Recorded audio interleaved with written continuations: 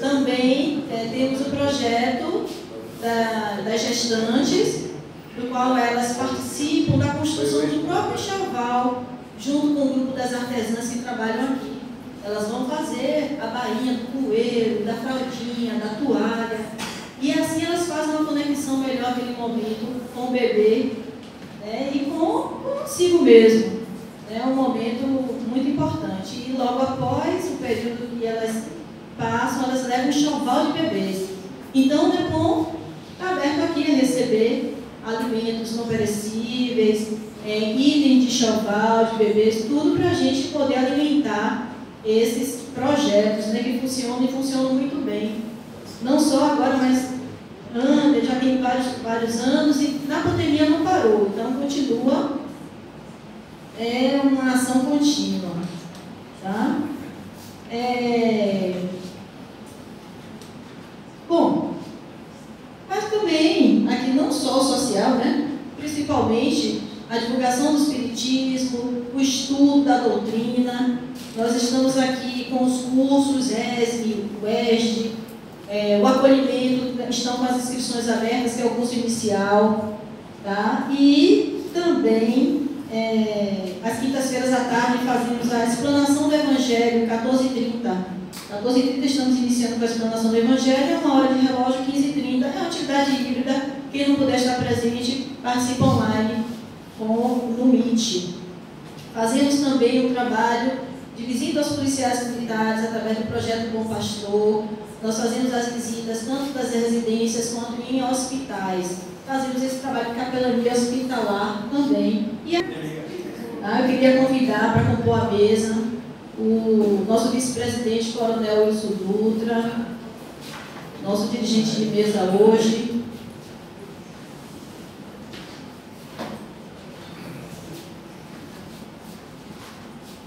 Convidar também o nosso palestrante, né, senhor Joseval Carneiro, uma pessoa muito querida aqui, participou de um momento muito importante do NEPOM, que foi a pesquisa feita na época para validar a institucionalização, a fundação do NEPOM. Olha que coisa importante. E o tema do mês é autoconhecimento, caminho para a transformação e evolução do ser. Olha que tema importante. Hoje, o nosso querido amigo, o confrade Joseval Carneiro, vai estar falando sobre o autoconhecimento, espiritismo e desenvolvimento da consciência, tríade para a aproximação de Deus. Tá? Vamos lembrar que nós temos hoje um intervalo às 16h50 e retornaremos às 17h. Não podemos esquecer, tá bom? E eu gostaria agora de convidar o querido amigo Gabriel Mussi, que vai fazer a nossa harmonização, esse momento de arte, para a gente poder sintonizar mais aqui à tarde. Eu tenho certeza que vai ser um momento importante e bonito, né? Com certeza. Gabriel Mussi é sempre lembrado aqui, viu? CDs, a gente canta, a Casa do Caminho, a gente... Muito bom. Vou convidar Cardoso para compor a mesa. Cardoso para compor a mesa. Pronto. Em tempo, gostaria de convidar o nosso irmão, subtenente da reserva, Cardoso, também um excelente, um grande, importante trabalhador da casa, participou dos momentos iniciais, né, da construção, da organização, do núcleo espírita da Polícia Militar. Trabalhou diretamente com o Coronel Santa Rita, toda a equipe, né? E assim, somos muito gratos aqui à presença de Cardoso e todo o trabalho que foi desenvolvido, né, ao longo dos anos que ele esteve conosco. Você está muito velho, olha a cadeira.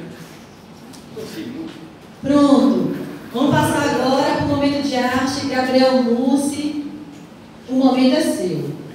Logo após, o Coronel Dutra já agradece e já fica com a palavra, tá bom? Ok.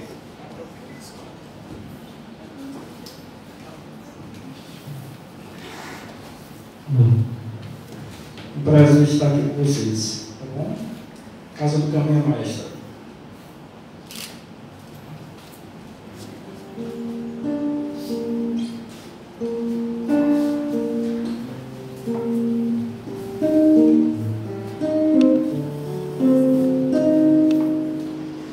A casa do caminho aqui está, porta aberta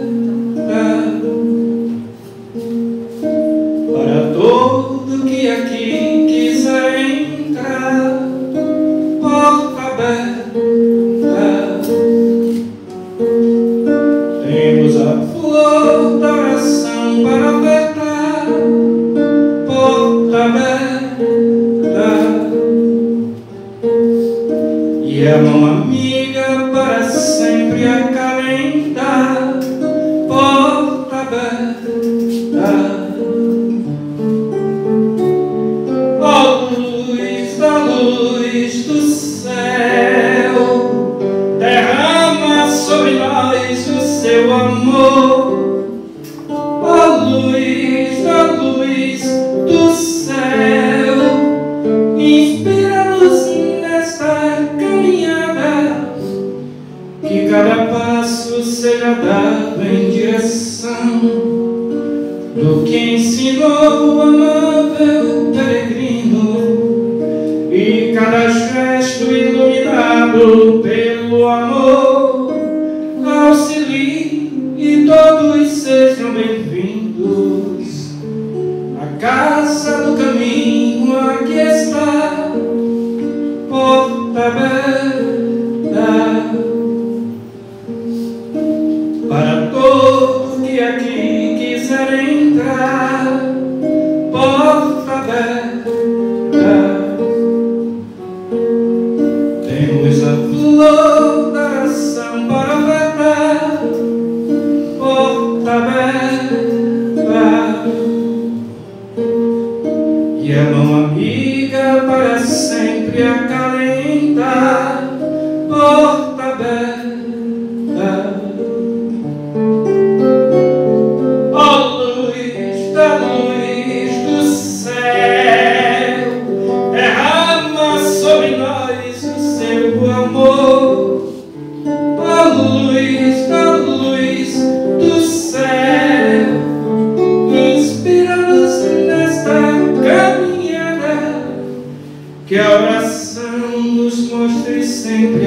ti, enchendo-nos de fé e alegria, que o coração esteja sempre em prontidão, e o bom Francisco seja sempre nosso guia.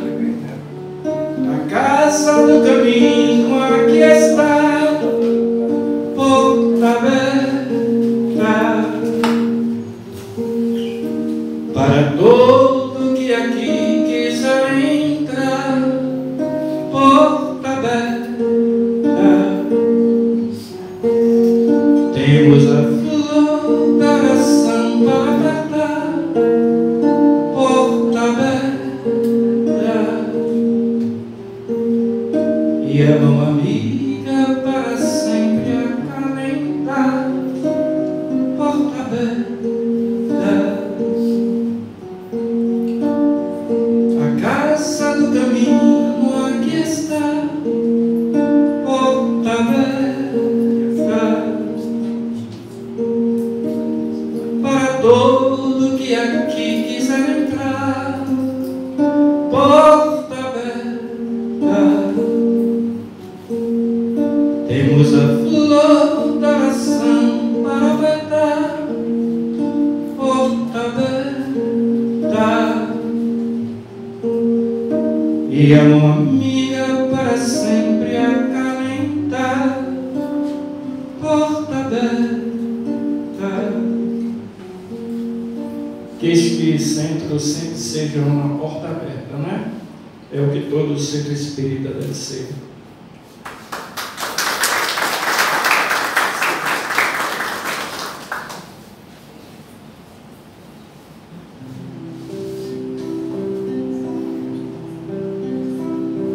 Silêncio, minha alma está em prece, de buscar na escuridão da noite, para depois te encontrar na clareza das manhãs. E tu vem sempre sorrindo num eterno amanhecer. Amigo, tenho tanto pra te agradecer nos momentos mais tristonhos, te senti sempre presente, e nas horas mais felizes teu olhar me iluminava, tua mão me conduzia, alegrava meu viver. Na vida, quanta coisa por fazer, tanta fome pra matar, tanta sede a saciar, muita gente a conduzir nesta mesma direção, fazer tudo nesta vida com amor no coração. Senhor, esta prece é para ti, Jesus, meu querido amigo, Jesus, meu querido irmão, luz do dia abençoada, paz na noite iluminada, certo e forte é seu poder. Eu queria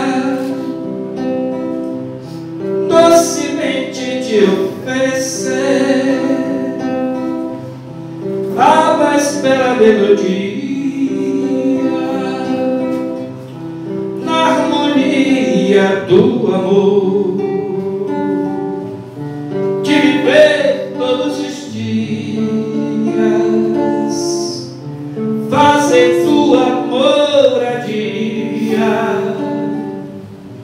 no meu peito interior. Senhor, esta prece é para ti. Jesus, meu querido amigo, Jesus, meu querido irmão, luz do dia abençoada, paz na noite iluminada, certo e forte é seu poder. Eu queria docemente te oferecer a mais bela melodia na harmonia do amor, de viver todos os dias, fazer tua moradia no meu templo interior.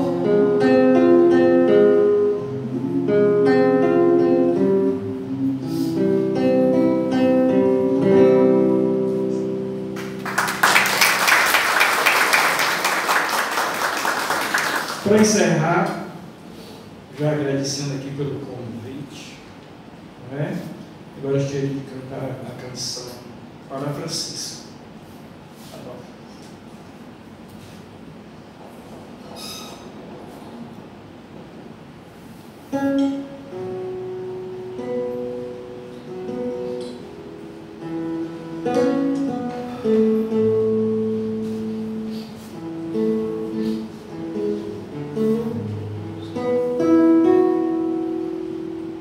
Sozinho estava a lamentar a minha dor,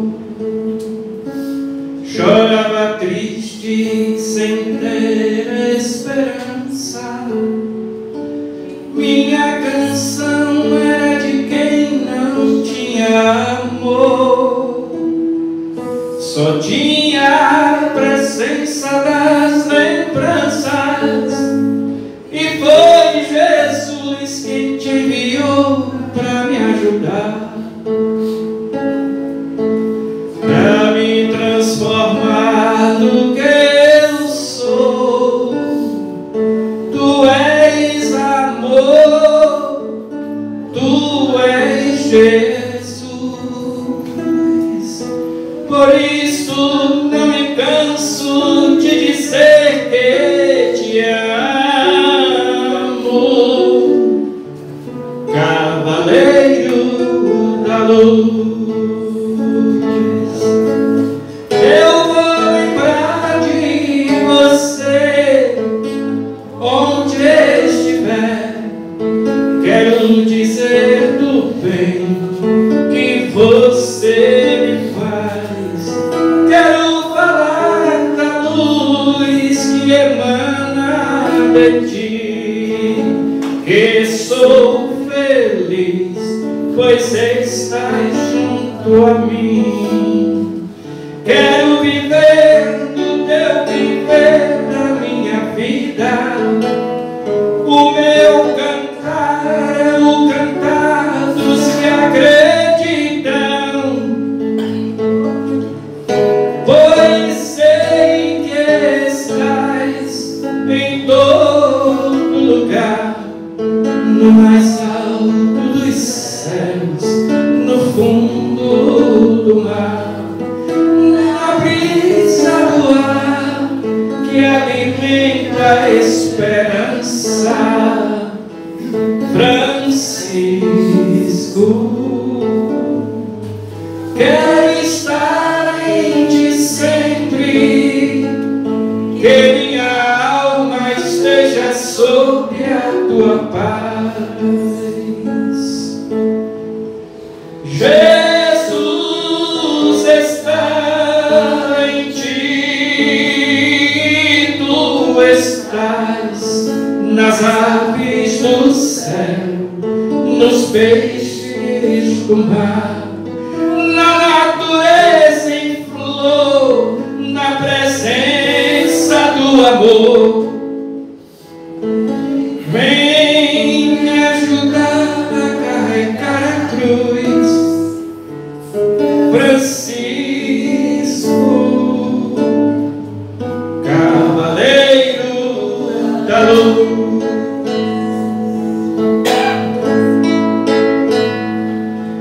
Francisco,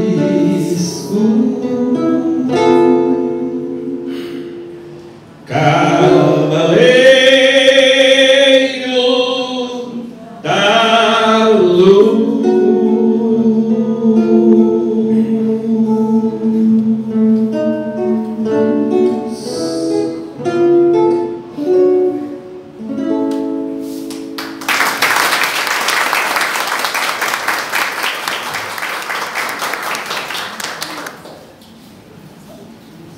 Boa tarde a todos. Boa tarde. Nada melhor, então, sejam bem-vindos a todos. Todos sejam bem-vindos a esta casa. Mais uma reunião de comemoração de 50 anos da casa. E nada melhor do que começarmos com essa bela apresentação. Nossos agradecimentos em nome da direção da casa, a você, Gabriel, nosso velho companheiro, jogou mestrado, e a casa está à sua disposição. Pena que o tempo seja exíguo, que a gente ficaria a tarde toda ouvindo essa bela apresentação. Deus continue iluminando. Então, como praxe, vamos começar a reunião da casa com a leitura de um texto. Escolhi um texto do livro Fonte de Vida, psicografado por Francisco Cândido Xavier pelo Espírito de Emmanuel. O subtítulo: Pai Nosso. A grandeza da prece dominical nunca será devidamente compreendida por nós que lhe recebemos as lições divinas. Cada palavra dentro dela tem a fulguração de sublime luz. De início, o Mestre Divino lança-lhe os fundamentos em Deus, ensinando que o supremo doador da vida deve constituir para nós todos o princípio e a finalidade de nossas tarefas. É necessário começar e continuar em Deus, associando nossos impulsos ao plano divino, a fim de que nosso trabalho não se perca no movimento ruinoso ou inútil. O Espírito Universal do Pai há de presidir-nos o mais humilde esforço na ação de pensar e falar, ensinar e fazer. Em seguida, com um simples pronome possessivo, o Mestre exalta a comunidade. Depois de Deus, a humanidade será o tema fundamental de nossas vidas. Compreenderemos as necessidades e as aflições, os males e as lutas de todos os que nos cercam, ou estaremos segregados no egoísmo primitivista. Todos os triunfos e fracassos que iluminam e obscurecem a terra pertencem-nos de algum modo. O soluço de um hemisfério repercute no outro. A dor do vizinho é uma advertência para a nossa casa. O erro de um irmão, examinado nos fundamentos, é igualmente nosso, porque somos componentes imperfeitos de uma sociedade menos perfeita, gerando causas perigosas e, por isso, tragédias e falhas dos outros afetam-nos por dentro. Quando entendemos semelhante realidade, o império do eu passa a incorporar-se por célula bendita à vida santificante. Sem amor a Deus e à humanidade, não estamos suficientemente seguros na oração. Pai nosso, disse Jesus para começar. Pai do universo, nosso mundo. Sem nos associarmos aos propósitos do Pai, na pequenina tarefa que nos foi permitido executar, nossa prece será muitas vezes simples repetição do eu quero, invariavelmente cheio de desejos, mas quase sempre vazio de sensatez e de amor. Feita a leitura, vamos nos recolher. vivermos interiormente, elevando o nosso pensamento ao alto. Já no início desse trabalho, a música com certeza nos exorta a um plano maior. Baseado nesse propósito, invoquemos a ajuda do Pai Maior,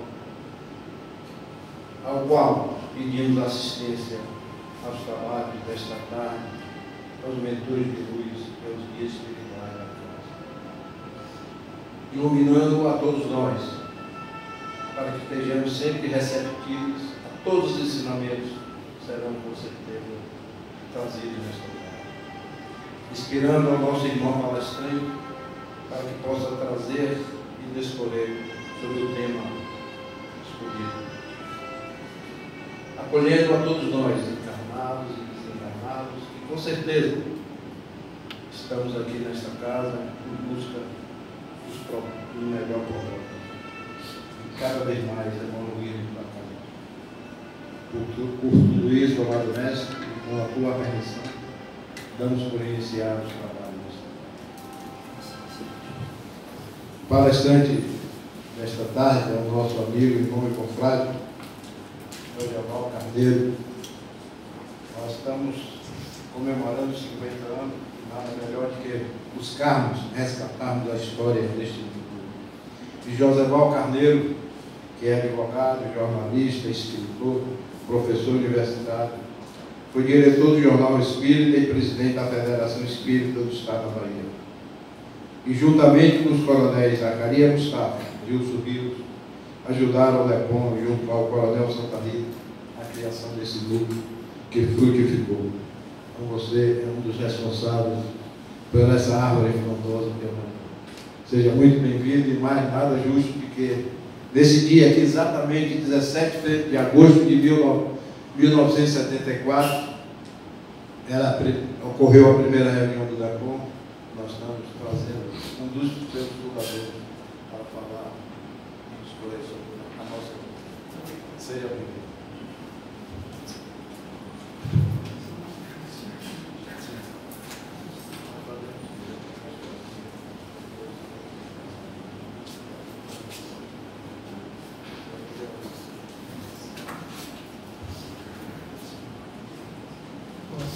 Todos, que a paz do Senhor Jesus esteja em nossos corações, agora e sempre.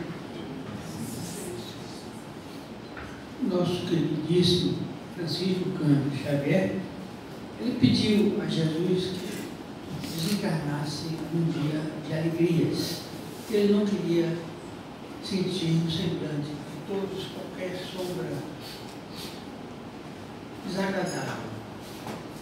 Hoje, o nosso também queridíssimo Silvio Santos pediu a mesma coisa às 4 horas da manhã, quando se desligou do corpo físico, solicitando que a cerimônia fosse a mais rápida e simples, para que guardasse sempre a imagem dele alegre, feliz e vitorioso. E assim está sendo. Por isso, a morte, que sempre é uma grande inquietação das pessoas, eu até escrevi um livro, o último livro nosso, 10 provas científicas da vida depois da morte, porque essa passagem que às vezes atormenta é um momento de alegrias, puramente de alegrias, conforme nós demonstramos nessa obra que foi fruto de 6 anos de pesquisas, porque como jornalista eu corri atrás dessas coisas interessantes e publicava no jornal Bahia Espírita. E, de repente eu resolvi reuni-las numa obra com ilustrações, que é o estilo que eu venho adotando ultimamente, e ela está disponível na Federação Espírita, nos shoppings daqui do Salvador, nas livrarias. O tema que ele foi dado abordar é muito interessante, porque vivenciamos hoje no planeta uma série de inquietações. Eu diria até que faz lembrar Jean Paul Sartre e Simone de Beauvoir, quando inoculavam as mentes dos jovens alunos na França a teoria de uma crise existencial. Exatamente a inquietação desses prenúncios de avisos de guerra total, onde Ucrânia e Rússia, Israel e palestinos se degradiam porque não conhecem a teoria das reencarnações, que de repente do outro lado da trincheira estarão familiares próximos. Isso eliminaria qualquer possibilidade de nos agredirmos mutuamente, porque afinal de contas, nesse planeta tão pequeno e um sistema solar também pequeno, estamos nos encontrando a toda hora. Quando os capelinhos viemos para cá, a divindade, a inteligência suprema que é Deus, enviou muitos espíritos dotados de grandes conhecimentos que escolheram o promontório vulcânico da Grécia, porque lá eles eram grandes navegadores, Atenas e Esparta, e poderiam mais rapidamente transmitir os conhecimentos. Por esse motivo, mesmo uma terra inóspita que eu conheci, a grande missão dos filósofos, Platão, Sócrates, Aristóteles, os grandes matemáticos, Euclides, os grandes detentores das artes, do teatro, e isso se passou pelos milênios, pelos séculos. Isso é importante para ver que toda a obra do Criador, ela obedece a um ritmo, a uma inteligência. Então, a consciência nossa é a inteligência em ebulição, o tempo todo nos convidando a uma autoanálise do que nós somos, de onde viemos, para onde pretendemos ir, e o esforço que devemos desenvolver para a mudança, a grande transformação que o cancioneiro chamou de metamorfose ambulante. Somos nada mais do que isso, em tempos de reencarnações sucessivas.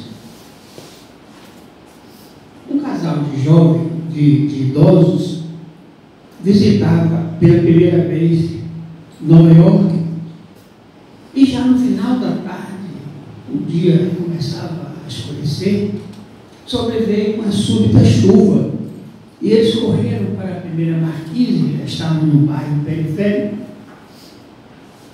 e se agasalharam como podiam, e foram procurando, andando pelas marquises, uma pousada, porque certamente eles teriam que passar a noite por ali, para logo de manhã volver à sua origem. Eles então acharam uma pousada, um pequeno hotel. Entraram e disse: por favor, nós queríamos um quarto para repousar, porque viajaremos amanhã de manhã. O gerente jovem disse: infelizmente, senhor, nós estamos com a nossa pequena pousada, nosso pequeno hotel lotado, não há um só lugar. Sei que está chovendo muito, ventando muito, mas se vocês quiserem, eu vou passar a noite na portaria, que hoje é meu dia de plantão, e os meus aposentos estão livres, arrumados, organizados. Não tem problema que vocês aceitem passar esta noite lá. Eles concordaram, constrangidos, porque seriam os aposentos do gerente, mas praticamente eles estavam compelidos a uma solução pela idade e pela chuva forte que caía lá fora. De manhã, logo cedo, tomaram café e foram pagar a conta. O rapaz disse: não há nada que pagar, vocês não ocuparam nenhum aposento do hotel, vocês ficaram no meu apartamento, por isso não há despesa alguma a pagar. Eles ficaram emocionados com aquilo, agradeceram, tirou o cartão e disse: qualquer coisa, estamos às ordens, e se despediu. Depois que ele saiu, o jovem foi olhar aquele cartão direito, era o grandioso Hotel Waldorf Astoria, o mais moderno da época, o mais luxuoso da época. Ele ficou emocionado com aquilo. Uma semana depois ele recebeu o cartão. No mesmo Adolfo Astoria. Gostaria de convidá-lo para passar o fim de semana em nosso hotel, como nosso convidado. Ele foi, passou aquele final de semana na despedida. O dono do hotel, que era exatamente aquele senhor, disse-lhe: eu queria lhe fazer também um convite. Convite, sim. Eu queria que você viesse morar aqui conosco, trabalhar conosco, ser o meu gerente geral. Então, essa lei de causa e efeito, a lei do serviço e do retorno, do amor, Chico Xavier depositou um óbolo na mão de uma senhora que estava sentada e saiu andando como manda a lei, não veja a sua mão direita, esquerda, que a mão direita faz, mas o mentor dele, Emmanuel, disse: Chico, olha para trás. Quando ele olhou, da cabeça da mulher emanava uma luz forte em direção a ele. Emmanuel disse que são os agradecimentos daquela mulher. Ela não disse uma palavra, mas enviou uma energia muito boa. Assim é a lei vigente entre os humanos. O olhar de Seca Pimenteira existe. O olhar de amorosidade, de perdão, de boa viagem, um abraço dado, de bom coração, é mesmo que uma bênção, uma benção. De forma que essa pequena história retrata a consciência, né? O nosso superego, a psicologia, interagindo o tempo todo conosco, alertando-nos de uma coisa que precisa ser modificada. A reforma íntima começa todo dia, a todo momento, nas mínimas ações que nós empreendemos. É um vigilante severo, porque é inexorável. Não há culpa escondida ao nosso inconsciente. Divaldo Franco teve uma experiência que eu vou pedir licença a ele para relatar. Ele estava em Portugal fazendo uma conferência e chamou-lhe a atenção uma jovem sentada numa cadeira de roda, muito bonita, mas numa cadeira de roda. E de quando em vez ele era estimulado a olhar para ela, ele sorria, e ao final da palestra ela veio com a sua cadeira de roda agradecer tudo aquilo que ele contou naquele dia e desejou um bom retorno para ele. Ele disse: como é o seu nome? Ela disse o nome. Ele disse: vou orar por você quando chegar de volta a Salvador. Na segunda-feira, logo, eles têm uma reunião semanal mediúnica. Divaldo olhou o nome dela, mentalizou a sua imagem e uma médium da mesa incorporou aquele espírito obsessor que ele vira junto a ela lá em Portugal. A pessoa incorporou, resmungou, falou coisas assim inadequadas, e Divaldo conversou muito com ele e disse: eu vou lhe fazer um pedido, um convite. Não volte agora para Portugal. Fique uma semana com a gente. Seja nosso convidado. Participe aqui dos nossos trabalhos. Será uma honra muito grande tê-lo aqui conosco por uma semana. Na outra segunda-feira, nós voltaremos a conversar. Passada a semana, Divaldo novamente na mediúnica, atraído pelo pensamento novamente aquele espírito, incorporou novamente naquela média, e Divaldo perguntou-lhe: então, afinal, o que é que você achou da experiência? Ele respondeu: eu nunca imaginei que houvesse no mundo tanto amor. Eu sou um homem sofrido, tenho minhas razões por aquela obsessão, aquela moça, mas eu estou tão tocado que eu lhe prometo que eu não vou mais importuná-la. Vou deixá-la seguir a sua própria vida. Na outra próxima viagem a Portugal, Divaldo encontrou já sem a cadeira de roda, já andando, e ela no final veio cumprimentá-lo, agradecer por aquela palestra tão bonita e dizer a ele que estava namorando um rapaz. Divaldo viu ao lado dela aquele obsessor de antigamente e sentiu que a divindade estava providenciando uma reencarnação para ele. Ela seria a portadora da próxima fase educativa daquele espírito. Na visita seguinte a Portugal, novamente ela estava lá, já com a sua barriguinha proeminente, e ela veio a Divaldo dizer: seu Divaldo, eu quero lhe agradecer tanto, eu quero lhe dar essa notícia que eu estou grávida. Ele disse: eu sei. E ele está muito feliz também por ter tido permissão de voltar junto a você para resgatar coisas do passado. Essa divina lei do retorno, a lei da causa e efeito, uma consciência que eu não vou dizer que é ocasional, ela obedece a leis maiores do Criador, no sentido de proporcionar o bem. O professor dava aula na Alemanha e discorria sobre o bem e o mal. E falava que o mal é muito forte, que se o bem existisse, ele eliminaria o mal. E se ele não elimina o mal, é porque esse bem também não existe. Aí o menino lá atrás levantou o braço: professor, sim, posso lhe fazer uma pergunta? Pois não. Existe a escuridão? Ele disse: claro que existe. A escuridão é a falta de luz. E existe o bem? Ele disse: pelo que eu disse aqui hoje, vocês veem que o bem é muito difícil. Ele disse: o bem, o mal, existe o mal? O mal é a ausência do bem. E o professor foi impressionado com aquele menino de 9 anos apenas e perguntou-lhe: como é seu nome? Ele disse: Albert Einstein.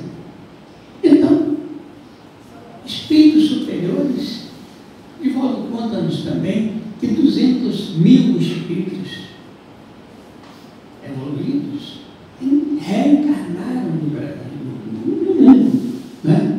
Como os jovens, para oxigenar a psicosfera do planeta. 200.000 espíritos. É muita gente, né? Porque essas crises que se debatem na Ásia, no Oriente Médio, tudo isso vai passar, porque os clarividentes avisam, e Filomeno de Miranda, pela psicografia de Divaldo, confirmou tudo em um livro, uma obra, né? A Transição Planetária, as mudanças da natureza planetária do nosso planeta, de provas e expiações, de vale de lágrimas, de ranger de dentes, para um planeta de regeneração, onde o mal não mais prevaleceria. E essa transição planetária terá seu pico, seu ponto culminante em 2057. Estamos sendo testemunhas oculares desse momento bendito de mudança das condições do planeta. E esses espíritos que ainda não conseguem se libertar do mal, a gente vê na rua todos os dias as coisas mais bárbaras. Na Índia, uma quantidade enorme de estupros. A condição social diferenciada daqui do Brasil, aqui um estupro, causa um torpor noticiário no Brasil todo. Na Índia, diariamente, uma coisa horrorosa, porque são fases evolutivas diferenciadas, não é? Mas isso vai passar, não é? Eu tenho um livrinho também, um livreto ilustrado, que eu agora faço, como eu disse, ilustrados, chamado Premonições. Uma médium chamada Lília Gutierrez, que convivemos com ela durante algum tempo. Ela dizia, nas reuniões que fazíamos às terças-feiras, no seu apartamento: a nave Challenger vai cair. Eu fiquei apavorado com aquilo, uma inquietação me tomava. Eu passei um telegrama para a embaixada americana em Brasília, não responderam. Semana depois, a nave subiu, explodiu, matando todos os ocupantes. Ela dizia muitas coisas. Ela dizia: Boeing de passageiros vai ser atingido por um foguete.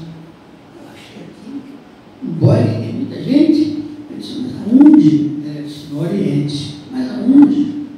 Não sei.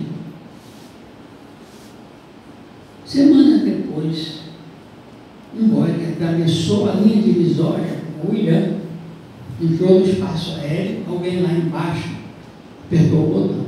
E um foguete que é feito para a guerra derrubou um avião de passageiros. Tinha um coronel da aeronave que comandava aqui a base aérea e frequentava o nosso grupo. Ela disse, coronel, aquele avião de treinamento que caiu, ele caiu por um defeito técnico em tal lugar. E disse, mas como é que essa coisa pode acontecer? Eu posso relatar isso? Disse, pode. Ele ligou quando voltou ao quartel no dia seguinte, lá para o Galeão, falou com um colega desse, mande aí chamar o mecânico, mande olhar nos destroços que estão lá no hangar e veja isso. O coronel mandou ver e respondeu para ele exatamente aquilo que ela falou. O defeito estava ali. Aí mandou um avião da FAB buscá-la aqui. Ela foi, recebeu uma encomenda lá no Rio de Janeiro e foi com o mecânico olhar exatamente, apontar e confirmar aquilo que ela havia falado. Essa moça Lília Gutierrez, filha de um empresário, professora da UFA, geografia, ela era geógrafa, professora também do ensino estadual, ensino médio estadual. Alguém aqui deve conhecer a Lília. Ela recebeu o telefonema meu, Lília, tem um amigo meu que é ministro do Tribunal Federal de Recursos de Brasília. E ele me perguntou se tinha alguma novidade, ele estava de férias, sabia que eu era espírita, ele também era e é vivo ainda. E você tem alguma novidade? Eu disse, tem uma moça aí, muito importante para você conhecer, uma amiga nossa, e disse algumas coisas. E ele, me leva. Chegamos lá, ela disse, José Paulo, seu amigo vai para outro tribunal. Ele deu uma risadinha, assim, não é possível, não tem ninguém no Supremo prestes a morrer nem se aposentar. Sua amiga se enganou. Ela disse, vai e vai presidir esse tribunal. Ele tornou a dar uma risadinha no canto da boca, disse, ela se enganou. Pois bem, veio a Constituinte, extinguiu o TFR e criou o STJ. Todo mundo migrou para esse tribunal novo e ele foi colocado logo na vice-presidência do Supremo Superior Tribunal de Justiça, STJ. E logo em seguida veio assumir a presidência. Ele telefonou para ela, disse, Lília, quero lhe convidar para você vir aqui trabalhar comigo no tribunal, estou assumindo a presidência. Ela disse, mas eu não tenho ninguém aí, você fica no meu apartamento por enquanto, até você arrumar uma moradia. E ele indicou um imóvel funcional para ela, da cota do STJ, ela ficou nesse imóvel. Tempo depois houve uma abertura para a compra, que estivesse ocupando imóveis funcionais, ela comprou, porque estava ganhando o salário de assessora especial do presidente do STJ. Então, essas coisas a gente tem como privilégio, mas na verdade são cargos, que toda a mediunidade é um cargo, porque tira um pouco a nossa privacidade, nos toma tempo, nos obrigam à disciplina, porque alguém perguntou, Chico perguntou a Emmanuel, qual é a primeira obrigação de um médium? Emmanuel respondeu, disciplina. E a segunda, disciplina. E a terceira, disciplina.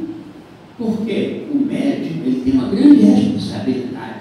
Se ele é passista, se ele é de cura, se ele é portador da mediunidade da palavra, ou da psicografia, ou da escrita. Eu tenho 35 obras publicadas, algumas na área jurídica, mas a maioria na área de autoajuda. Né?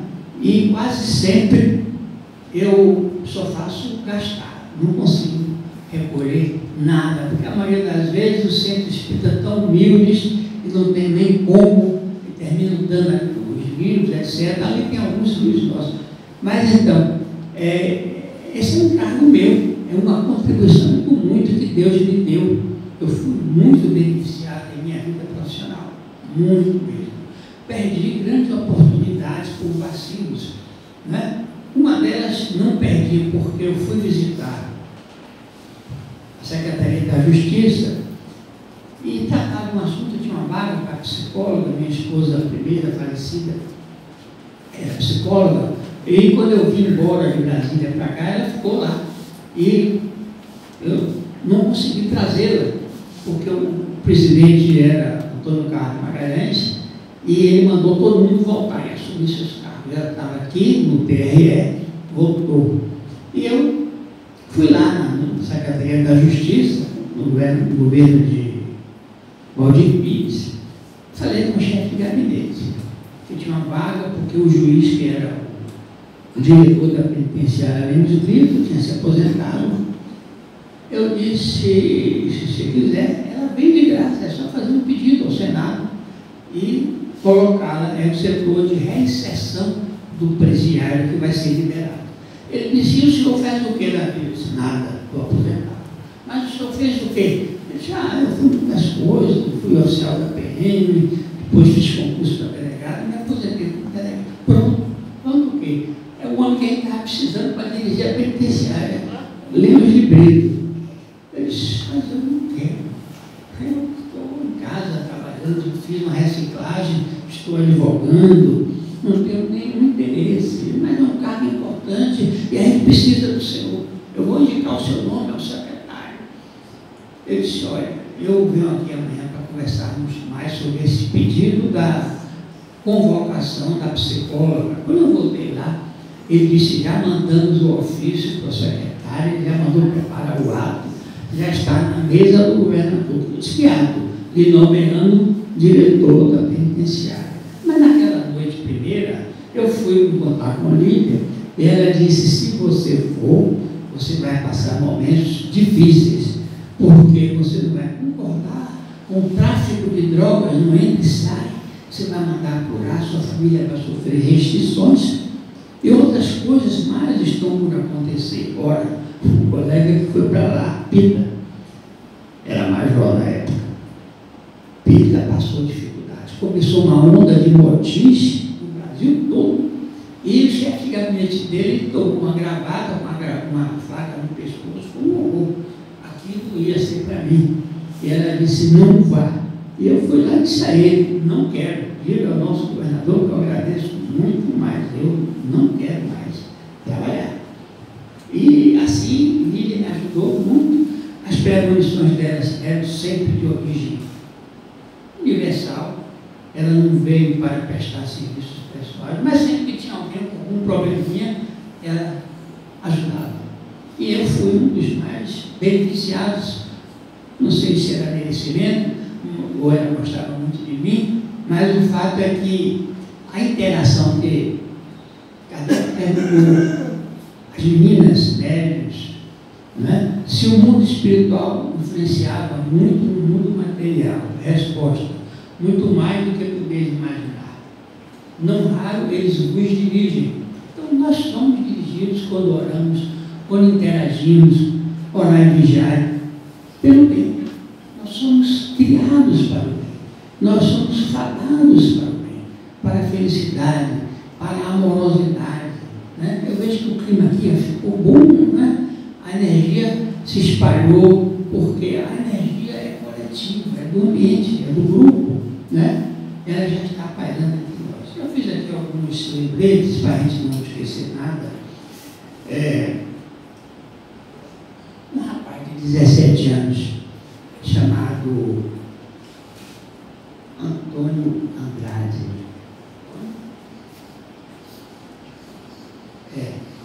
Ele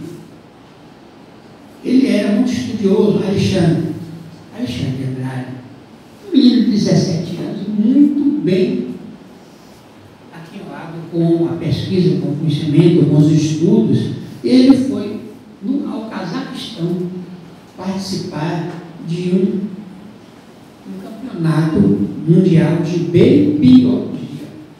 Foi para lá convidado a participar desse Cazaquistão.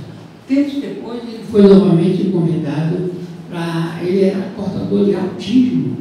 Teoricamente, seria uma pessoa muito dependente, muito incapaz. Mas ele, todo autista, ele tem alguns relampejos de genialidade. São espíritos superiores que, por alguma razão kármica, vêm aprisionados nessa patologia. Se nós tivermos carinho, cuidados, aceitar essa provação coletiva, mútua, mãe e filho, né, os autistas, como em geral, muitas enfermidades de ordem mental trazem resquícios da nossa evolução kármica. Alguns vêm tão aprisionados na esquizofrenia, né, porque não podem nem enfrentar os problemas do passado. Dizem que Hitler está recolhido num presídio no planeta mais distante do sistema solar, chamado Plutão.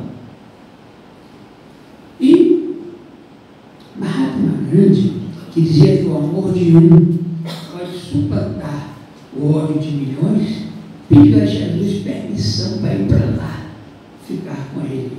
Por isso que nós nunca vimos mensagem de Gandhi, Gandhi estará conversando, acalmando, porque Hitler não tinha condições de reencarnar em lugar nenhum, por 6 milhões de pessoas levadas aos crematórios, fornos crematórios, não iam perdoá-lo, ele ia ser assediado de todo jeito. Então a solução foi deixá-lo lá, guardadinho, quieto, até essa turma toda reencarnar, passar por vários processos reencarnatórios para poder aplicar a lei do perdão, que é muito difícil a lei do perdão.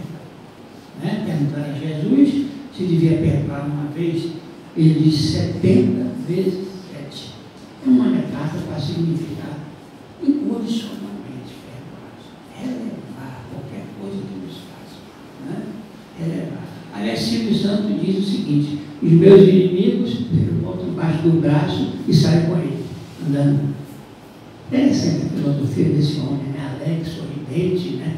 Abravanel.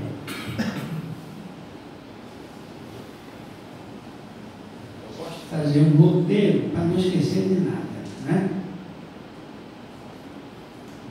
Agora, um modo pesquisador, cientista, lá da Universidade de Tóquio, no Japão. Ele tinha uma máquina eletrônica que ampliava a foto milhões de vezes, a foto de uma molécula na água. Então, ele verificou, quando ele fazia o display daquela imagem, que às vezes as imagens eram desencontradas conforme o pensamento das pessoas em cima daquela água. E fez um experimento, botou 2 jarras de água colhidas na mesma fonte, em duas mesinhas, e chamou os voluntários, botou em fila e mandou que chegasse na primeira jarra, tinha escrito a palavra negatividades. Pensem, olhando para aquela jarra, em coisas negativas, ódio, rancor, perseguições. Depois foram para outra jarra, onde tinha escrito positividades. Vocês vão pensar em amor, perdão, misericórdia. E depois ele fotografou essas 2 jarras, ampliou.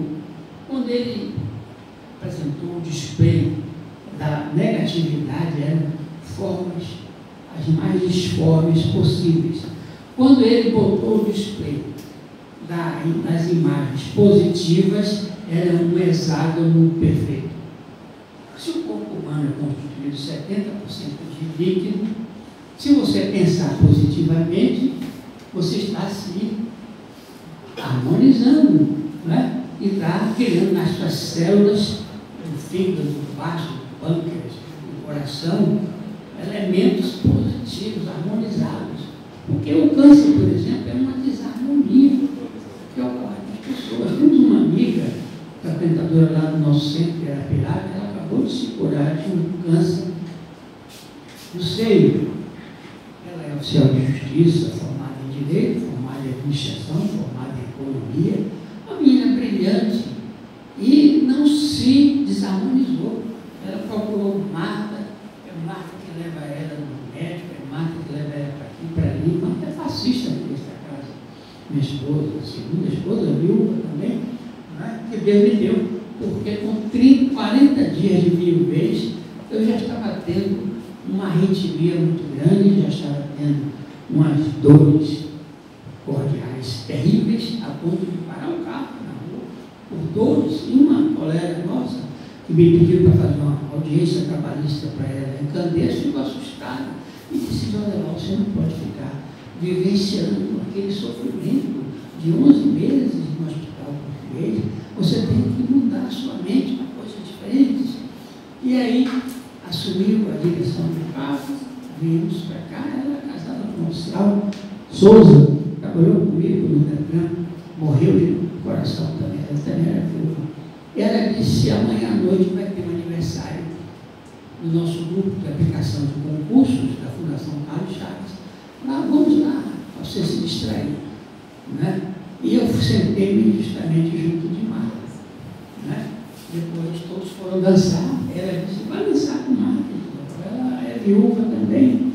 E eu fui dançar com Marta. E aí gerou uma harmonia. Depois de uma semana, a mesma colega, advogada, ela ligou: General, vai ter outra festa de aniversário. Eu quero me convidar sábado. E Marta vai. Eu me entusiasmei. E lá dançamos novamente. E surgiu um namoro. Eu não sabia quem era Marta, quem era, tinha sido para nada disso. E aí, no curso da conversa, ela era viúva do oficial da polícia. Você trabalhou aqui? Silvinho. Trabalhou conosco. Então, tinha muita afinidade, né, nessa ligação. Eu disse a ela: dia 19 de dezembro vai ter um encontro com o Divaldo lá no Campo Grande, pela paz. Você quer ir? Ela disse: eu quero, eu sou também espírita, mais uma afinidade. Deus colocou no meu caminho, né, uma pessoa com muitas afinidades que encarou os meus filhos, como se fossem filhos dela, e ela também com filhos conosco lá em nossa casa.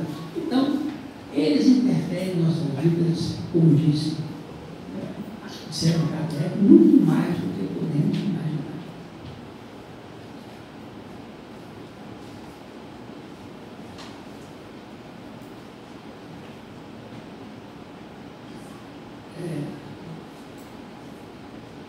O homem,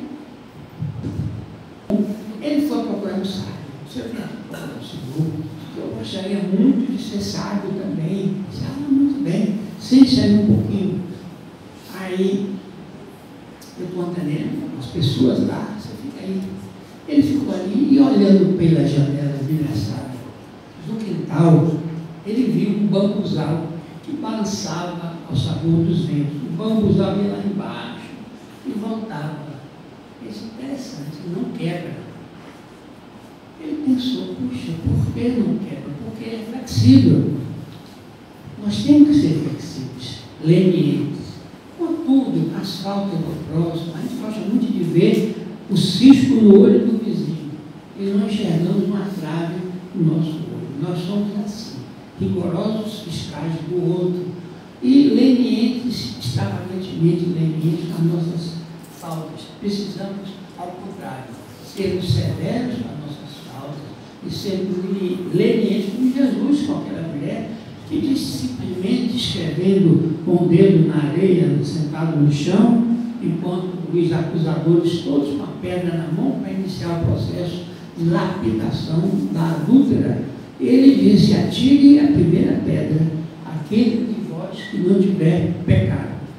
E aí, um foi olhando para o outro, um foi se piorando, largando a pedra, e foram se retirando, só ficou ela: mulher, onde estão os teus acusadores? Foram embora, Senhor. Eu também não te acuso. Vás e não peques mais. Ele não absolveu. Vás e não peques mais. Assim é a vida. Nós temos o direito de errar, porque errar é humano, mas nós temos a obrigação de buscar correções em nós mesmos e nos filhos que Deus nos colocou na trilha reencarnatória para a nossa obrigação de aprimorar. Eu sempre digo lá na nossa casa, eu estou há mais de 60 anos, né? Essa casa aqui foi interessante que ele falou, mas o comandante-geral tal, dose, pós e pós. Mandou fazer uma pesquisa na classe espírita, entre os oficiais, eram 400 na época, o que é que eles acreditavam sobre a reencarnação, sobre a comunicação com os mortos, essas coisas que são nossos, não vou chamar de dogmas, mas nossos paradigmas. E aí nomeou uma comissão, Mustafa, Gilson e eu. Eu era capitão, eles eram majores. E o resultado apontou que todos eles, a maioria dos pesquisados acreditavam em todos os nossos preceitos da reencarnação, da comunicação com os mortos. Aí fizemos um relatório com o comandante, ele então resolveu criar uma capelania e mandou chamar Augusto Santa Rita, coronel, muito amigo meu, ele tinha uma lojinha de calçados ali na calçada. Ele era um homem empresário, né? Ele disse: eu aceito, comandante, mas por uma condição, sem receber salário. Daí de graça recebeis. Então, foi criada aqui essa instituição, inicialmente funcionava lá na Vila Militar, na capela, e depois aqui, o que era o antigo auditoria. Eu também funcionei aqui como advogado nessa auditoria. E já fiz palestra aqui também nesta casa. Então, essas coisas são acontecidas.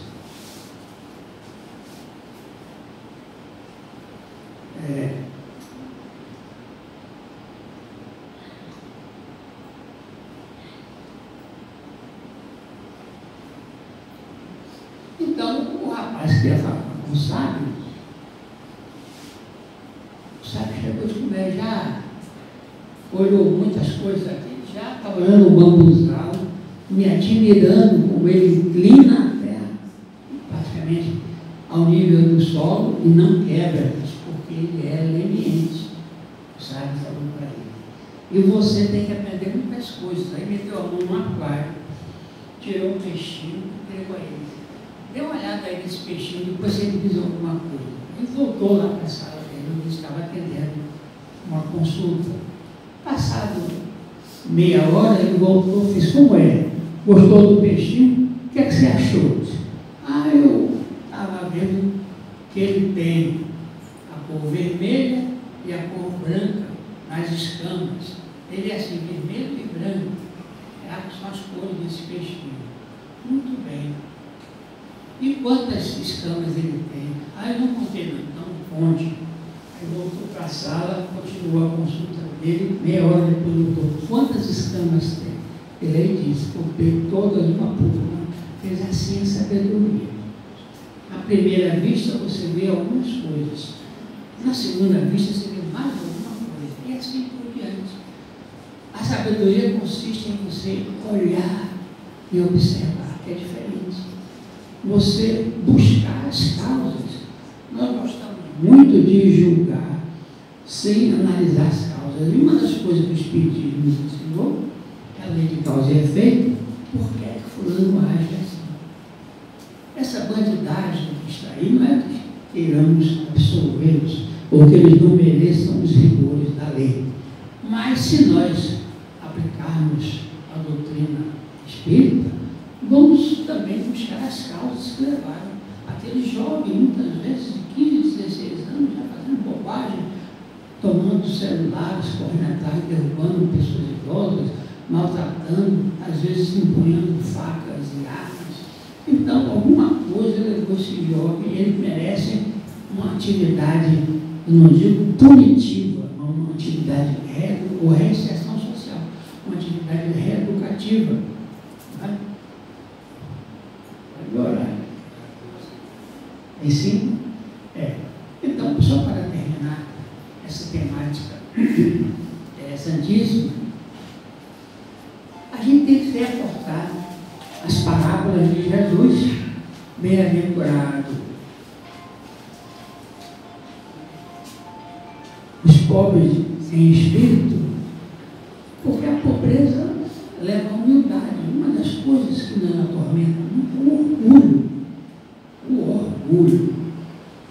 Ontem nós estávamos no almoço com um grupo da Igreja do Bonfim, que se reúne toda sexta-feira, e trabalham comigo, embora eu não seja da Irmandade, e sempre telefonam me chamando e eu vou.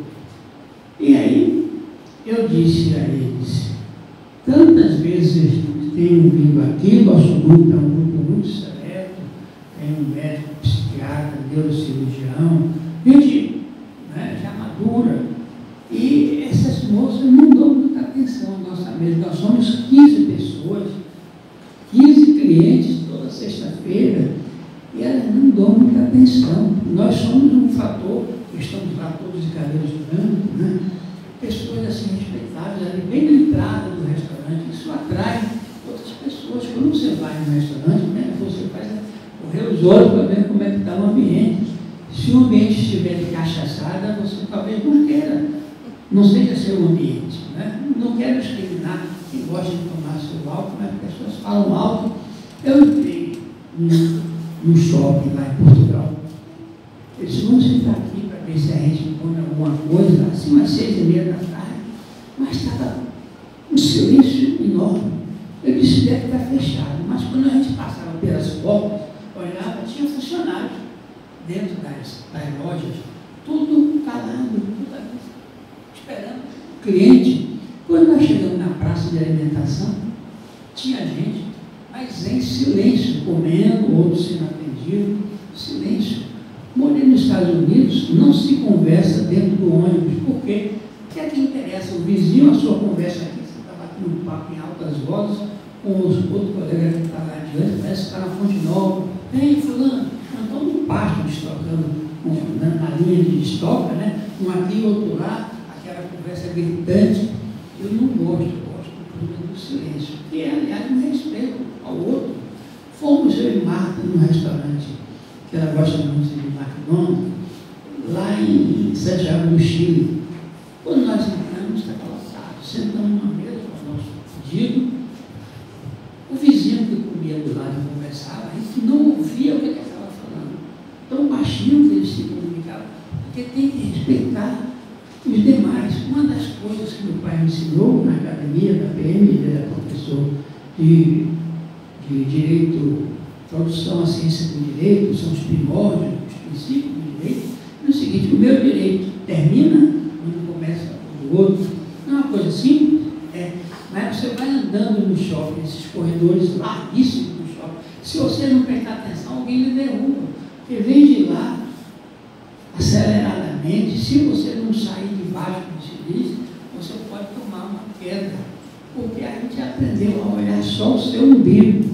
Estamos mergulhados nos nossos direitos, porque é preciso a gente se autorrespeitar. Então, a consciência, que é a tese do nosso trabalho de hoje, significa isso, você mudar o seu estilo.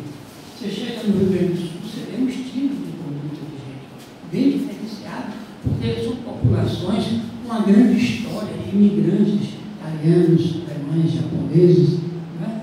Então, essas mudanças, quem tem como eu, 83 anos, já vivenciei muitas fases da evolução humana. Eu fui professor de sociologia durante 19 anos no ginásio do Servidor Público. A gente vê mudanças, as pessoas não são mais como eram antigamente, né? Antigamente, quando morria alguém, contratava-se uma carpideira. Você sabe o que é? Uma pessoa para chorar. Para chorar no enterro, em favor do defunto, chorar. Pagavam. Os italianos fazem muito isso, as carpideiras. Então, hoje, depois veio o luto, quando morria alguém, estava muito fechado. Todo mundo, calça preta, camisa preta. Depois mudou para uma tarja preta aqui, na manga da camisa, e hoje em dia não se vê mais isso, nem luto, nem tarja preta. Você já vai para um velório, fica lá em silêncio. Alguns velórios oferecem até lanchinho, né? Lanchinho, conversa, coisas amenas, porque o Espiritismo ensina que devemos ter uma conversa que não atrapalhe a condição do espírito. Eu vou contar só para terminar o fato que me chamou muita atenção. Eu não sou vidente.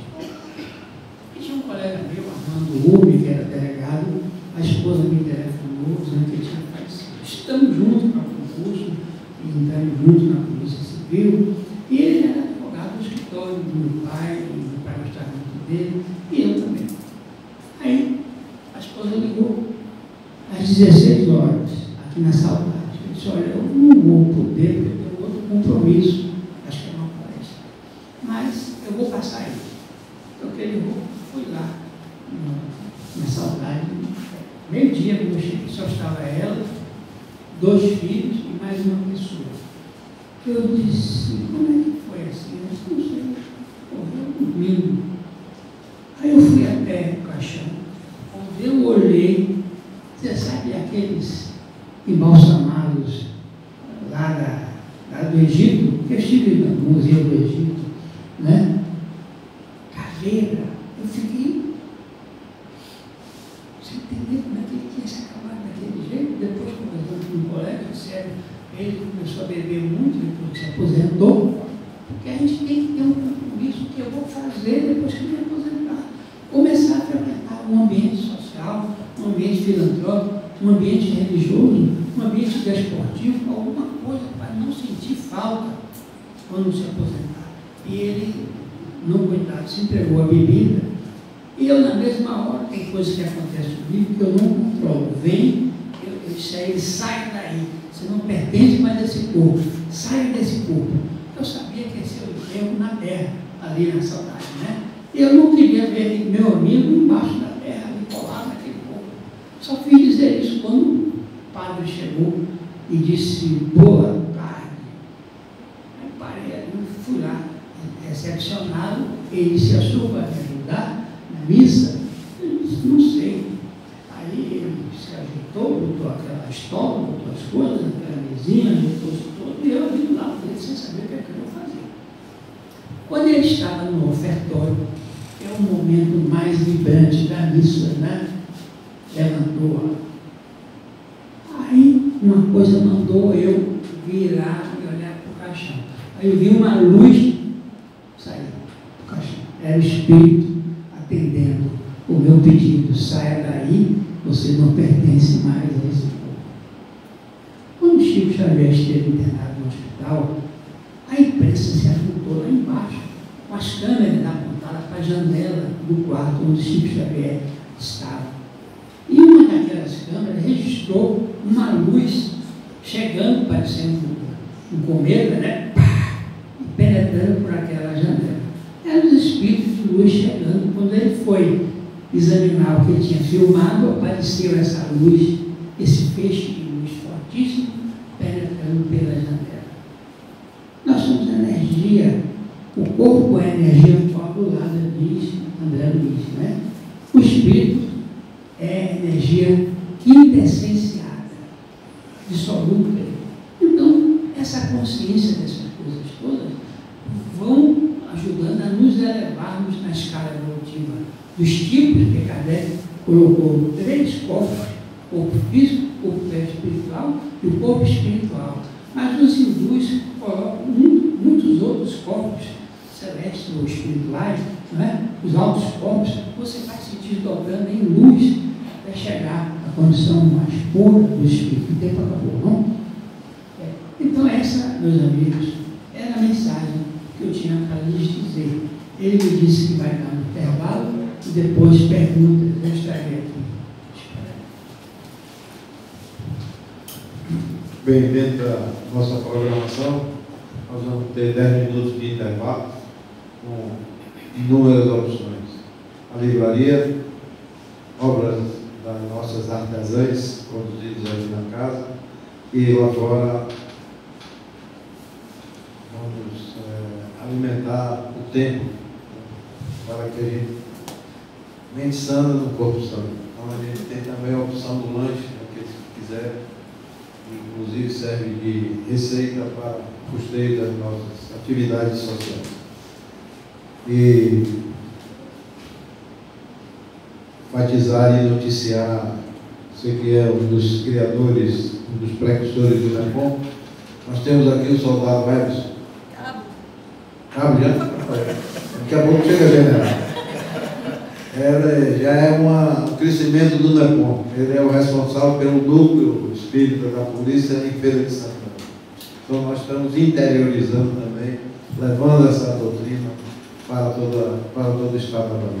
Então é mais uma produção, mais um crescimento do NEPOM, do qual você também é responsável. Então, daqui a 10 minutos voltaremos, ok? Mesmo de espírito, que pessoas nascem, né? E todos são reencarnação. Existe nascimento, sei lá, a primeira encarnação, digamos assim. Sim, existe exatamente, criação de novos espíritos. Em todas as religiões existem questões que eles chamam de dogmáticas, ou que não são dadas a conhecer inteiramente. Na área espírita também. O que me é dado a saber é que os espíritos são criados simples, como diz Kardec na sua obra. Né? Uma grande parte dos espíritos que vieram para este planeta, quando já era governado por Jesus, na época ainda das cavernas, dos seres primários, Jesus já tomava conta quando era gasosa, os seres solidificantes, criando os mares, os seres marítimos, depois os seres répteis, depois os seres alados, até chegar ao macaco, ao homem sapiens, ao homem, por muito tempo, muito tempo. Então vieram esses espíritos desse planeta Capela, da constelação de Cocheiro, que foram transladados para a Terra. Eles eram portadores de grandes conhecimentos tecnológicos, mas faltava-lhes ainda um aprimoramento do caráter. E como esse planeta Capela mudou de natureza, o bem passou a prevalecer e ele não conseguiu se adaptar, eles foram retirados de lá, como agora estão sendo retirados do planeta Terra. Todos os espíritos não conseguem se reeducar. Estão sendo levados imediatamente. Eu pensava que ia ajudando no lugarzinho aí, depois fazer o prêmio da alegria, mas não, a informação é que eles estão indo imediatamente para um planeta que está no estágio primitivo, tal foi a Terra há milênios. O que vai acontecer? Vamos chegar lá com a informação da roda, do fogo, de tudo quanto é coisa. Eles têm aquela ideia. Por isso que Leonardo da Vinci foi um espírito iluminado que veio para cá, e até hoje ele não encarnou. Ele viveu mais ou menos na Itália, no ano 1400, por aí. Né? O Brasil foi descoberto em 1500. E ele idealizou o helicóptero, idealizou o submarino, ele desenhou muitas coisas. Ele fez estudos sobre a alimentação do corpo humano. Ele abriu, dissecava corpos, veio estudar. Era um homem fascinado. Né? De forma que eu quero dizer é que é muito complexo, e às vezes a gente não consegue, e às vezes também não adianta falar certas palavras, nem existe no dicionário a palavra adequada.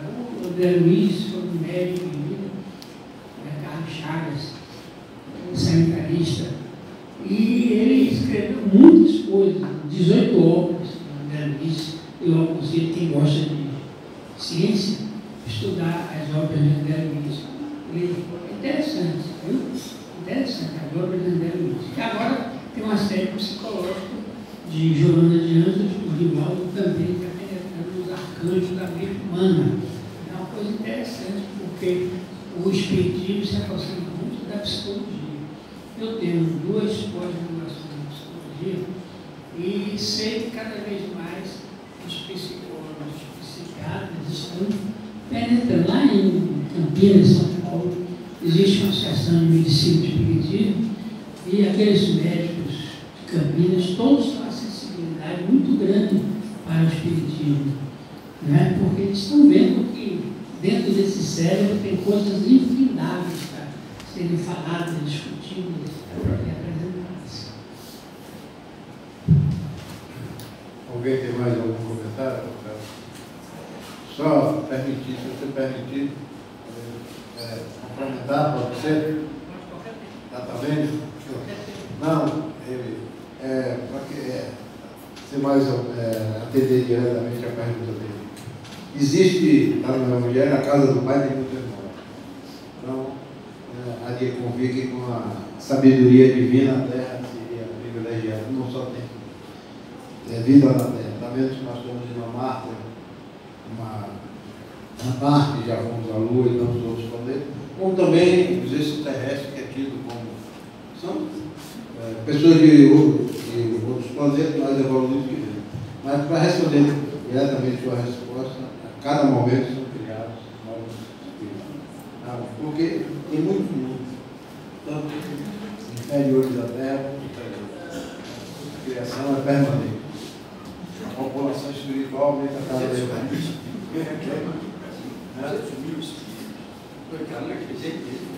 Cada momento muito.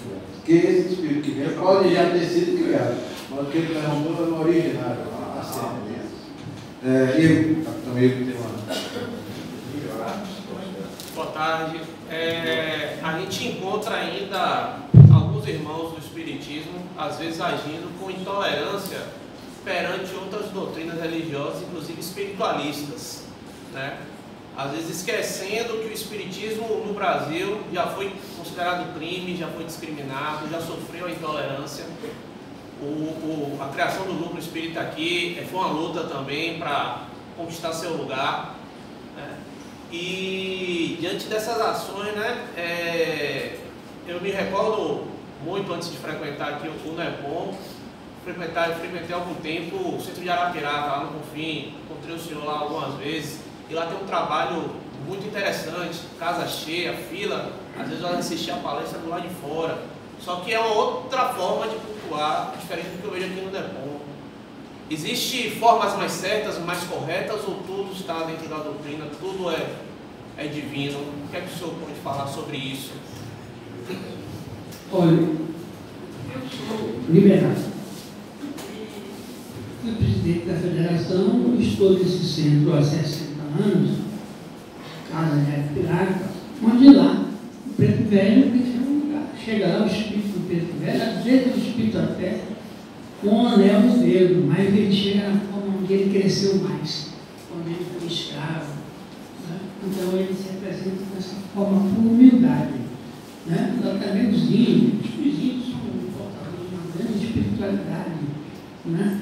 Então todo esse povo tem assento lá normal, incorpora. As nossas reuniões são todos os dias da semana, todos os dias. E normalmente você vê 10, 12 médios incorporados. São passos com incorporação. Você não pode fazer espiritismo sem espírito. Agora, a intolerância, o Bezerra de Menezes, ele escreveu uma obra do que ele observou numa casa de candomblé. E ele disse que muita caridade se pratica ali. Muitas pessoas que estão em desespero, pensando até em suicídio, e em contato com aquelas mães de santo, com aqueles pais de santo, com aquela conversa aparentemente uma linguagem primitiva, mas portadora de uma larga experiência de vida. Verdade, como a gente valoriza muito o diploma, né? E às vezes falando errado. Meu pai gostava muito, meu pai tinha um cliente na advocacia que era pai de santo. E ele disse, seu Codevaro, eu chamava ele Codevaro, Conel Durval, né? Seu Codevaro, vá lá no nosso centro comer um cariuru. Chegava lá e ele estava tomando cerveja no porungo, né? E meu pai olhava aquilo e gostava mais da folia, né? E ele, uma vez, disse para meu pai, olha, seu Codevaro, eu também tenho um doutor, eu também tenho um anel. Mas não me interessa ele se apresentar como um marinheiro. Ele arregaçava as calças, tomava cerveja, mas eu também tenho um anel igual ao senhor. Quer dizer, ele preferia se apresentar de uma forma que ele vivenciou e aprendeu muitas coisas. De maneira que nós não podemos nunca pretender que a doutrina espírita seja superior a um candomblé, a uma mãe de santo, nada disso, todos na sua faixa. Agora, o que é que tem espiritismo kardecista de diferente? Bom, Kardec foi o codificador. Se nós adotamos a codificação, nós temos que nos pautar dentro da codificação, por opção. Sem que isso signifique qualquer restrição a outra doutrina. A Igreja do Confim houve uma época aí que restringiu muito a lavagem do acesso ali, do lado da igreja, era o pessoal de Umbanda. Ele levava água de cheiro, essa coisa toda. Depois terminaram fechando aquele gradil, porque apareceram aqui figuras muito. Um dos cardeais que esteve aqui na Bahia, como Primaz, ele pertencia ao Santo Ofício lá de Roma. E ainda ia, uma vez por mês, as reuniões lá de Roma. E ele era rigoroso com relação. A Igreja Católica chegou a ter um Index Prohibitorum, era um livro, uma relação de livros que eram proibidos. Né? Lá em Barcelona, eles queimaram 300 obras de Kardec, o Alto de Fé. Né? E foi bom porque todo mundo procurou saber o que é que era aquilo, o que é que eles tocaram fogo aí, melhor comprar. Né? Kardec teve um prejuízo material de 300 obras, mas ganhou em divulgação gratuitamente. Certos acontecimentos são favoráveis, porque desperta a curiosidade.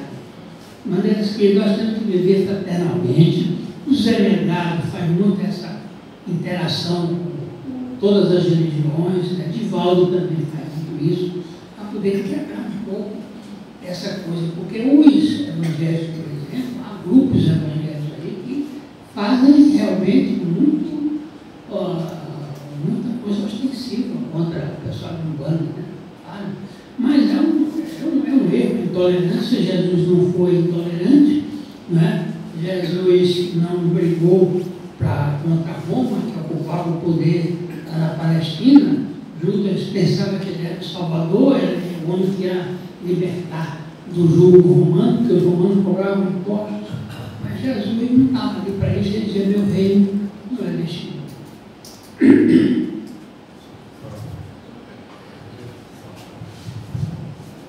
Pessoal, muito boa tarde mais uma vez a todos. Como a pauta terminou escorrendo para a questão da intolerância religiosa, aí eu pedi o microfone, mas vou ser muito breve, apenas para ressaltar, para quem não sabe aqui ainda, porque eu sei que eu tenho uma plateia aqui onde nós temos uma quantidade significativa de policiais, né, que são do Departamento de Promoção Social, mas eu sei que também nós temos públicos que não são nem sequer policiais, né, são frequentadores da casa e por vezes até de outras casas que não essa do Espiritismo. Então, recentemente, esse ano de 2024, o nosso comandante-geral, Coronel Coutinho, abraçou a ideia, inclusive, por acaso, ou melhor, não por acaso, ele está aqui presente, o Major Rosário, por favor, Major Rosário. Ele é nosso colaborador lá no Departamento de Promoção Social e foi criado, a partir da idealização dele com o Major Jalba, que aqui não está, a Ronda Mineira. Essa Ronda Mineira, ela surgiu da proposta de trazer uma segurança maior para todos os tempos, independente de religião. Claro que a gente sabe que nós tivemos épocas aí da história, né, que a intolerância religiosa era muito mais para os evangélicos, no caso dos protestantes, isso há muitos anos atrás. Depois veio justamente em relação ao Espiritismo, quando surgiu, e atualmente nós vivemos muito mais, não é tão somente, mas muito mais a intolerância religiosa para as de matrizes africanas, né, que não é só o candomblé, nós temos outros segmentos, mas se vê muito mais a intolerância religiosa direcionada para essas religiões de matrizes africanas. Contudo, a Ronda Mineira está presente e o próprio governo do Estado também gostou muito da ideia. Temos até mesmo um curso de formação, palestras estão sendo ministradas dentro dessa área, dentro desse propósito, em outros estados da federação, porque a gente sabe também que tem muito a ver essa intolerância religiosa com religiões de matrizes africanas, a partir, infelizmente, né, do racismo. Então, porque atrela sempre a pessoa de cor preta, o que não é uma verdade, mas sabemos que temos muitos brancos que são adeptos de religiões de matrizes africanas, mas eu creio que muito da origem da intolerância religiosa parte daí, dessa questão. Então é somente para divulgar esse nosso trabalho, que é recente, como eu disse no início, é de 2024, mas está aí à disposição, está no terreno, está trazendo resultados já significativos, porque trabalha inclusive a atuação da tropa. Não é só no combate ao que acontece no dia a dia, mas sim como o policial se porta em ocorrências dessa natureza, respeitando todas as religiões, os seus costumes, as suas doutrinas, se adequando para quando vai atuar, saber como atuar nos seus detalhes. Então, muito obrigado, é só esse recado que eu gostaria de dar. Dizer para quem não é policial, e como eu já estou aposentado, se estiver errado, você me corrige. Mas salvo melhor juízo, até onde eu sei, a Polícia Militar da Bahia é a primeira e única a ter a convivência das 4 religiões. Certo? Então nós temos um comitê interreligioso criado aqui na Bahia em 2005, onde convivemos harmonicamente com as 4 religiões, para que existem outros, claro, mas que existem dentro da Polícia Militar como núcleos. O núcleo espírita, a capelania católica, a evangélica e a animatriz. Convivemos nos eventos mais importantes da Polícia Militar, sempre é feito um grupo interreligioso, onde a gente convive harmonicamente, respeitando o direito e credo de todo mundo. Então, pelo que me consta ainda, a Polícia Militar da Bahia é a única que tem as 4 igrejas. Tá? Então, fica esse registro. Agradecer a presença de todos, policiais, não policiais, dizer que a festa continua. Nós comemoramos 50 anos em 5 sábados. A próxima palestra, o tema sempre é o autoconhecimento, caminho para a transformação e evolução do ser. E o subtema vai ser o autoconhecimento é possível? Como fazê-lo? O palestrante será Marcelo Mariano e o momento de arte será com Galco Andrade. Feitas essas considerações, vamos noticiar que o passe vai ser coletivo. Convidamos os companheiros fascistas para se posicionarem e vamos fazer a oração de encerramento. Fazer os agradecimentos ao nosso irmão palestrante, que foi da casa, não só como policial militar, mas, como ele bem disse na sua bibliografia, trabalhou na criação desta casa com o nosso companheiro e irmão Santa Rita e tantos outros. Mais uma vez, nossos agradecimentos tanto à direção, a casa continua sendo sua, esperando ter de volta em outras oportunidades.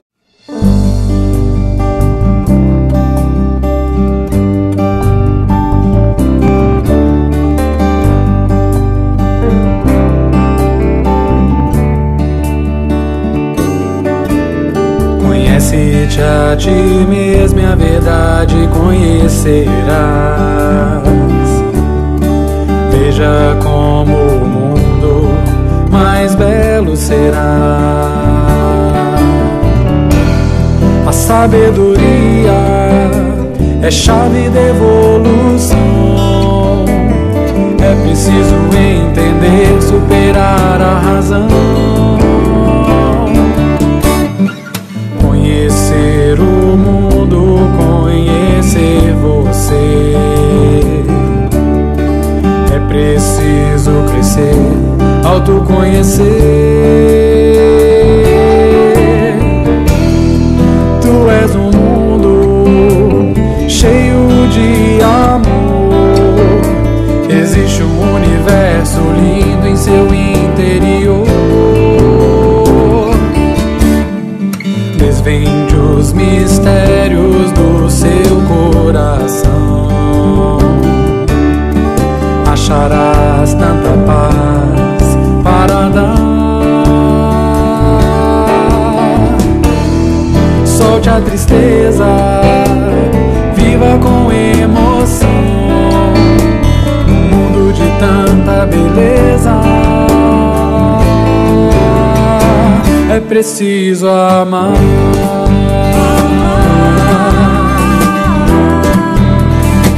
É preciso amar.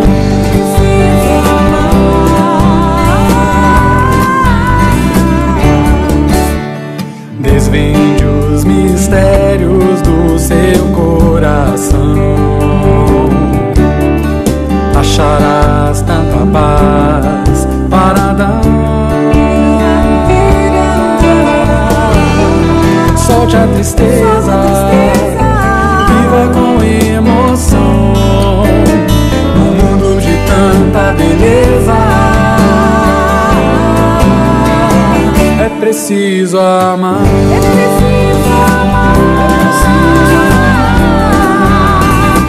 É preciso